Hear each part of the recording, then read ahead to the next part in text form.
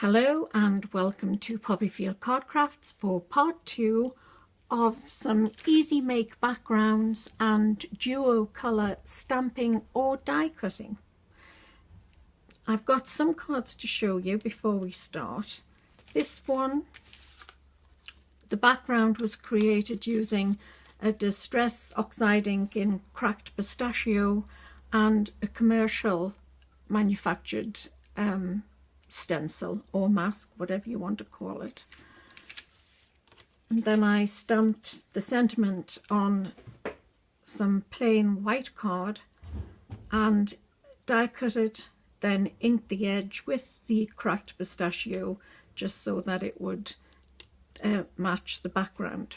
I'll put that to one side. And then for these two cards I used my own mask to create the background. This one in particular is from a piece of card that I was cutting poinsettias out, and when I'd finished I realised, maybe that's better to see for you, I realised that I could use this as a mask stroke stencil, which I did on this card. And then I also stamped a sentiment, die cut it, inked around the edge just to blend with the background, and then I used a Martha Stewart punch to give me a fancy bottom. And I like how the colour has picked up on some of the scalloped edges. That's that card. Put that to one side because I am using this one again later on.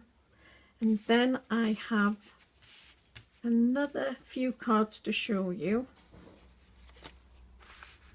with the duo coloured die cutting actually. And here they are. Now on another piece of cardstock I was die cutting, you'll have to excuse my voice and the background noise. I was die cutting wisteria. No, I wasn't. I was die cutting chrysanthemum flowers, and on the remains of the cardstock I had a lovely pattern of the die cuts, and I can't show you that because I can't find it. It's somewhere buried in a pile of card, I'm embarrassed to say. But what I did was to just place my card over the base card and choose which colour ink I used. For this one, again, it was cracked pistachio to blend with the two colours for the happy birthday. This one, I think it was marmalade, spice marmalade for this one. And I used broken china for this card, and as you can see this is a lot paler. It's a very muted background, which I do like. It depends how heavy your hand is. If you want to have a much paler background, and if you don't have a heavy hand, which I don't, you can go back over the area a few times with your blending tool. What I did do for this card as well, on the envelope, just added two of the background stencils on there. So we'll put this to one side and make a start.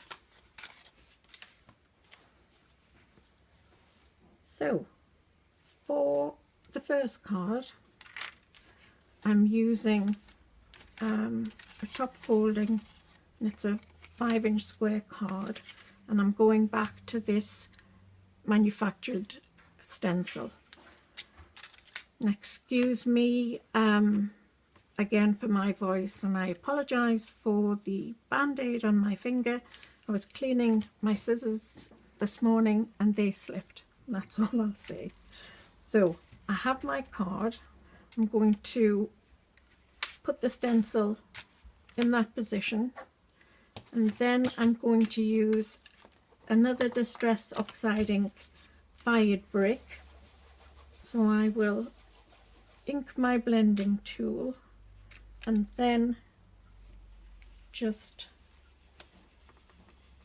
take this over my card.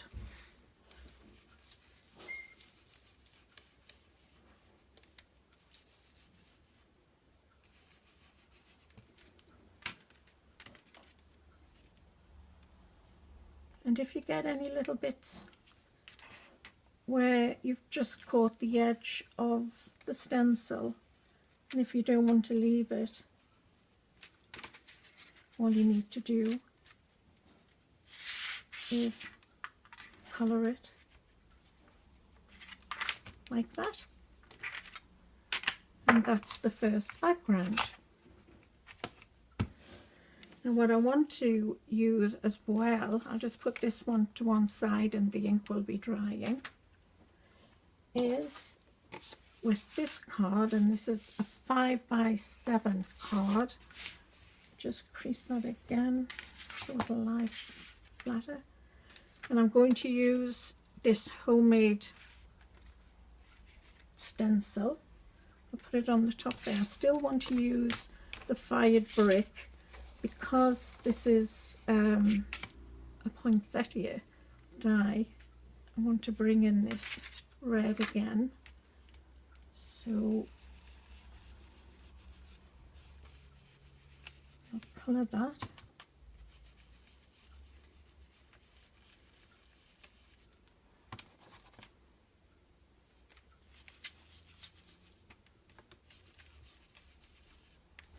Doesn't take long to do.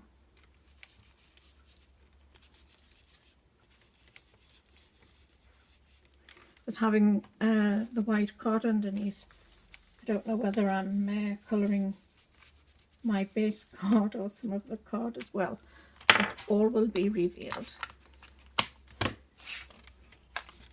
Ooh. I think I could still use that again for some other cards. So there we have a nice poinsettia background. And what I've already done, this is going to be very quick, you'll be pleased to know, is I've stamped the sentiment, Merry Christmas. I'm going to just add some wet glue to the back of this, and we will add it, I think, here. And what I'll also do, once this ink is dry, I think with the centre of the flowers, I may add some Novo crystal drops in red, or maybe just a little bit of gold. And what you could also do is, if you were using the gold, you could go around the edge of each petal just to make that stand out more. So I think I'll do that, and you will see this either on my blog, which is www.poppyfieldcardcrafts.com. That's the blog, or you may see it on another video. So we'll put that to one side. And then with my next card, I want to show you how I created this duo coloured, well, this is a die cut, but the same applies for stamping. I have already backed this onto some black card to make that stand out. I cut the, well, die cut the happy birthday twice on white, no, not on white card, on the coloured card. Die cut it twice, glued those together, then die cut the happy birthday in black to give me that shadow. And all you need to do is, on a piece of white card, this is the remains of my finger injury, so so I apologise about that. I've inked the blue just to save some time, and just covering that. I won't use that on a card, but all I did, and I suppose you could do, if your stamp or die was large enough, you could do 3 colours or more. It's your card, your choice. We'll just blend the blue a little bit more, like that. So that's cracked pistachio and broken china. I would put that to one side to dry because there's quite a lot of ink on there. And what I have is one I made earlier, a previous one as well. And then all you need to do is place your die or stamp over that area. Now obviously that's not wide enough, but if I was using that colour, place it over there and die cut it. I would always die cut at least twice, possibly 3 times, to give you some depth. But that's all you need to do to give you this duo colour. Very easy to do and very effective on your card. And what I'll also suggest is, you can see how much I've been playing with these colours. When you've die cut several times and you're left with little bits like this, don't throw these away, because using one of your small flower dies, you can get some nice pretty flowers out of all of these little bits. So that's that to one side, and then I shall bring this card in, and I think I'll use the broken china.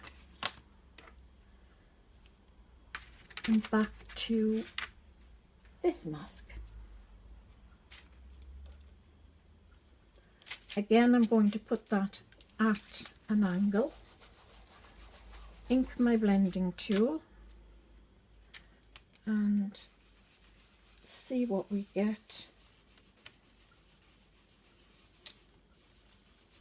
You see, I've gone over the line again,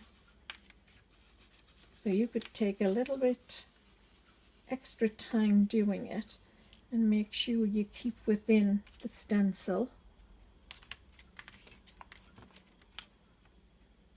Oh, very nice. I like that. It's slightly heavier there in the ink, we're fading there, but I like that. I like that design. The lid back on there.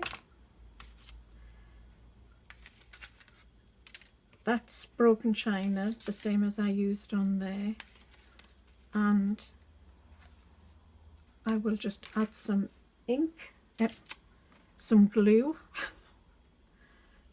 Dear me, I'm not having a good day with these wrong words. So we'll just dot some glue on here.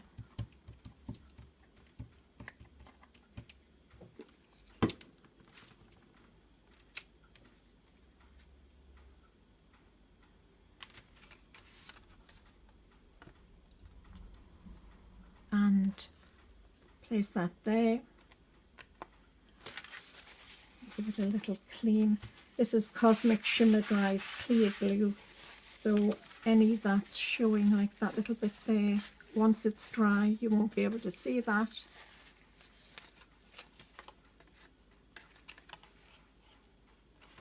Doing the darker background, whether it's black or brown or navy card, really gives a lovely shadow and makes your sentiment stand out. I'll just dab that, and that is the finish of part 2. I'll show you again the cards.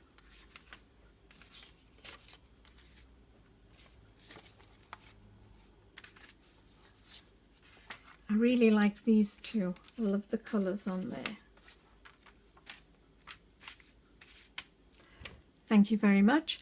Thank you for spending some time with me, and we'll see you at the next video. Thank you. Bye.